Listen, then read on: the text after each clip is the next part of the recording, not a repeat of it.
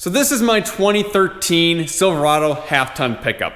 I bought it a few years back with roughly 84,000 miles on it. In fact, I actually filmed the video of my dad and I driving up to Strasburg, North Dakota to pick it up. I remember it was like negative 30 degrees outside or something insane when I bought this truck. But I got such a good price for this truck, I thought something was wrong with it. But it was so cheap, I figured, well, if I had to put an engine or transmission in it, I'll still be sitting okay. And I'm now sitting at 150,000 miles on it, and I did the math the other day. In total repairs over the last 70,000 miles, I have spent less than $1,000 on this truck. So this has been a fantastic truck. Only thing, I've done one wheel bearing, did that myself, it was like 100 bucks. I did the starter, did that myself, that was around 100 bucks. And then the radiator cracked during a really busy time, so I did have a mechanic put a radiator in. I think that was around $600. Anyways, I started looking at newer trucks and realized that the car or vehicle market is insane, and I'll probably be driving this for a little bit longer. So I decided, why not spend a little bit of money on this truck and, make sure that it is roadworthy and ready to go. So I had a little inspection done on it, and the report came back that my ball joints and my suspension, my front end, was shot. And the quote to get it fixed is about $2,000. And I like to try and fix my own stuff and save money where I can.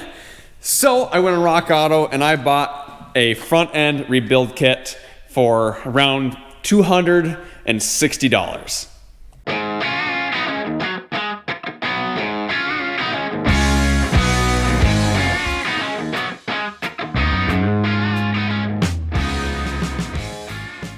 So in today's video, I'm gonna be installing new upper control arms, lower ball joint, sway bar links, and tie rod ends on the front of my 2013 Silverado.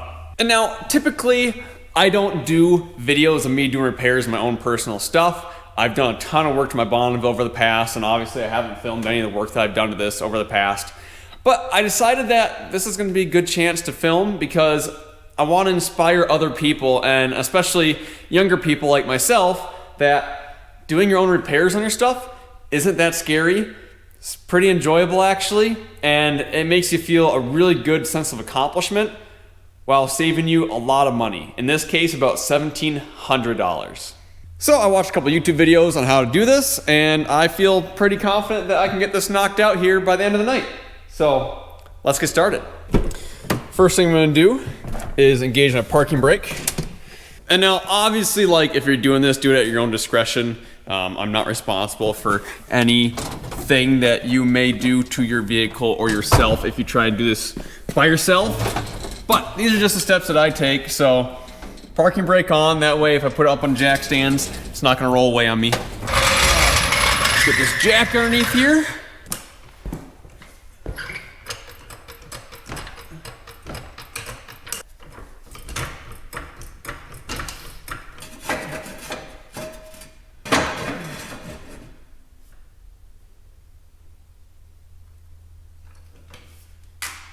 So I got the truck up on jack stands. I like to keep the jack there too with a little bit of light pressure on it. That way if a jack stand fails, there is a backup. And then also, once I get the tires off, I like to put them underneath the chassis so that way if the truck falls, it'll fall on a tire. Thankfully, I'm a little bit skinnier than the tires are. So if I'm underneath the truck, which for this job I really shouldn't be, I should be hanging out here, but that way it will fall on the tires and not hurt me, hopefully. These tires are also getting pretty shot. So went on Facebook Marketplace and I found some rims, the exact same rims are a bit nicer than mine, but also came with some pretty nice tires. So these will probably be going on eventually. I actually have the stock tires for my pickup that came with it in the back of the shed here, and those tires still have some decent life left on them too. So I'll probably put those ones on for a while to keep them from dry rotting, and then later this summer, these really nice ones will be going on. Being on the topic of vehicles, have you ever ignored your check engine light? Thought, it's probably fine. Until your car starts making noises like that weird animal you saw once at the zoo when you were a kid? Well, your brain works in the same way. When stress, anxiety, and burnout start creeping in, you could ignore them. Or you can check out today's video sponsor, BetterHelp. BetterHelp is online therapy that's easy, convenient, and way cheaper than fixing your car's transmission. You can text, call, and video chat with a licensed therapist from anywhere, your couch or even your car. Just don't text and drive, do it hands-free. No waiting lists, no awkward office visits, and if you don't vibe with your therapist, no problem, you can switch at any time. So if your mental health feels like it's running on fumes, take this as your sign to check in before you break down on the side of life's highway. And BetterHelp is offering a special discount to get you guys started. If you go to betterhelp.com/6gen, you can get 10% off your first month. That's betterhelp.com/6gen, or click the link down below in the video description to get started. You take care of your car, why not take care of your mind? Click the link down below to get started today.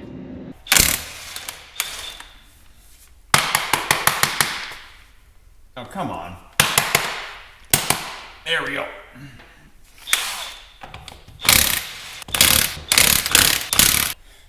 Before I took this off, I probably should have done a little wiggle test to see if the wheel bearing was still good.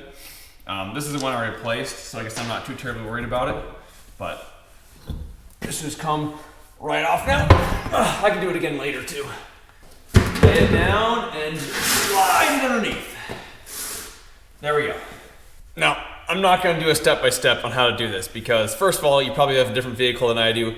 Second of all, there's a lot of step-by-step videos on YouTube on how to do this stuff. So might do a little bit of a time lapse here, maybe put some interjections here or there on different things that I'm doing. So first step, sway bar link. You can tell this is the good stuff because it's blue.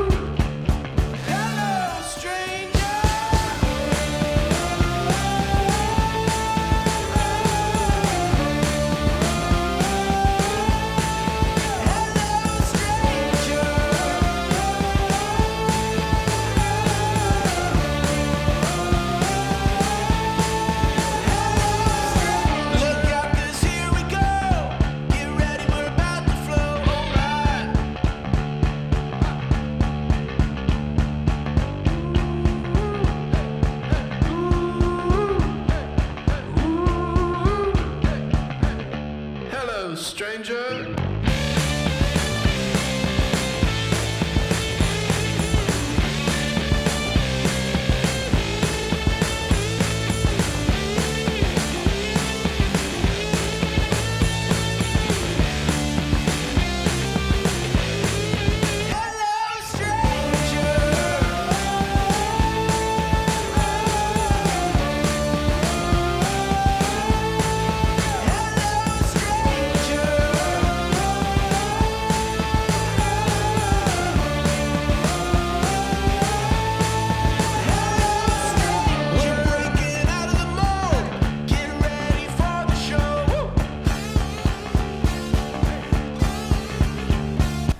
So I got the knuckle out with the bearing. I got the brake caliper hung up so it's not putting pressure on that brake line. Got the axle out, just kind of hanging out here. Now, I was gonna go ahead and press out my lower ball joint, but every video I found online shows this being held in by a snap ring, and this is not held in by a snap ring. I don't quite understand how that actually works, so I took a picture of it, posted on a forum group on Facebook for this truck. So while I wait for answers on that, I'm gonna go ahead and remove the strut, take out the lower control or the upper control arm, and then put the new upper control arm on and put the strut back on. I think the strut's fine. I don't think there's any issues with that. So that's just keeping that in there for now. Probably should replace it while I had everything apart, but I think it's fine. So new upper control arms, and then maybe the tie rod end while I'm waiting for answers on this. Actually, before I move on, now that I have everything apart, I can feel some movement in that ball joint, up and down movement. So yeah, it's not terrible, but good thing I'm replacing it. Here's the old control arm versus the new one. You can see this is all cracked out up in here pretty bad. And I don't know, I can't really tell this ball joint's good or bad, but this new arm is definitely much heavier, like a lot heavier. So that's kind of interesting. I think I got a good one.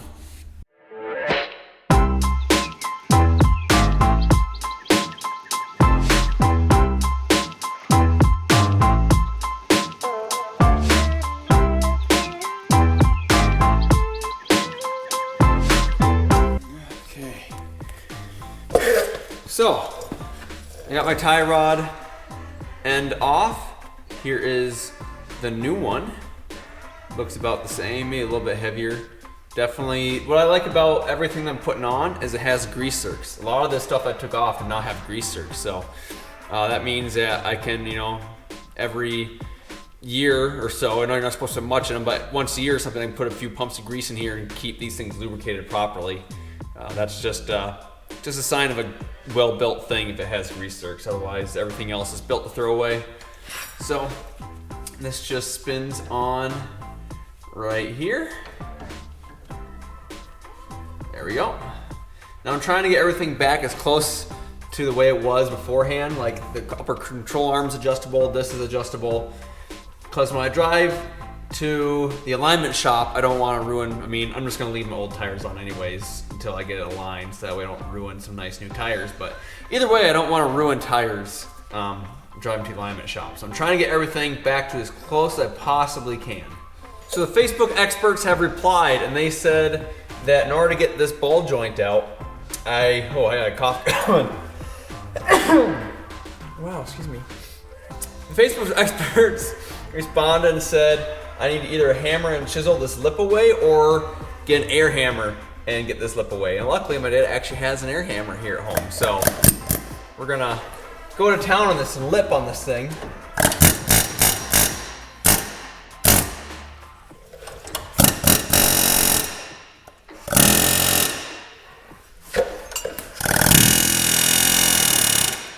Well, I guess let's get the press and see what happens. Okay, well, I don't know how this is gonna work. We'll give it a shot.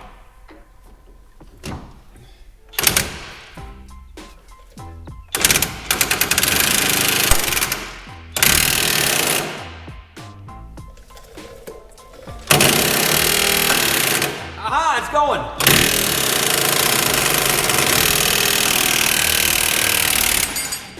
Woohoo! Nothing to it. Ugh. Old ball joint. I don't know if you can hear this. Probably not, but yeah, there definitely is a little bit of up and down movement in that. Definitely a lot easier to wiggle around than the new one, that's for sure. So here's the new ball joint. The boot's not on it yet because I need to install that separately. But basically, you just do the same thing, but in reverse. So I know this needs to go on top. This needs to go. Oh boy, how does this work? Okay, I found the right thing. That goes there. Yup. Goes there.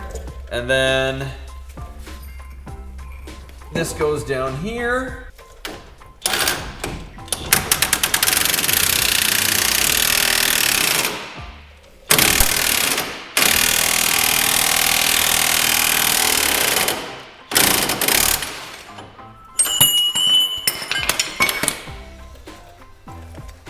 Beautiful. A nice little snap ring pliers, or snap ring, to make sure that it stays where it needs to be. And now it came with this little cup and the boot, and you use the cup and a hammer to install the boot. Okay, I mean a little bit more than a rubber hammer. Where's the big hammer? Here it is.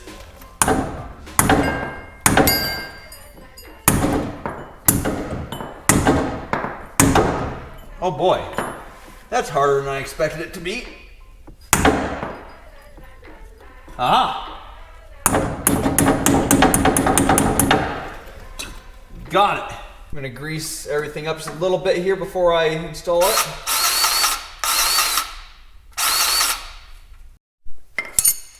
Okay, and now for probably the trickiest thing in the entire build here, putting the knuckle back on.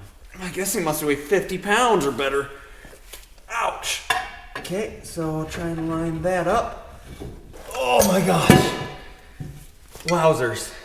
Well, it's probably a good thing that that didn't work because I completely forgot I had to put the strut back in the truck.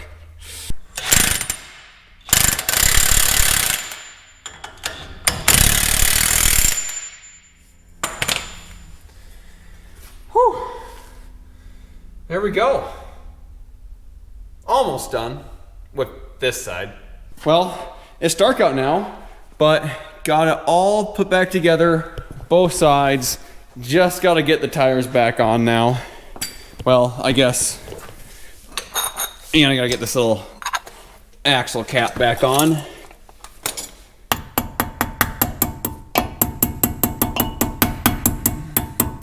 Without denting it.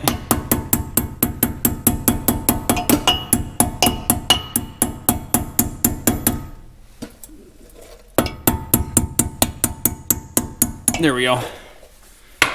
Now let's get the tires on.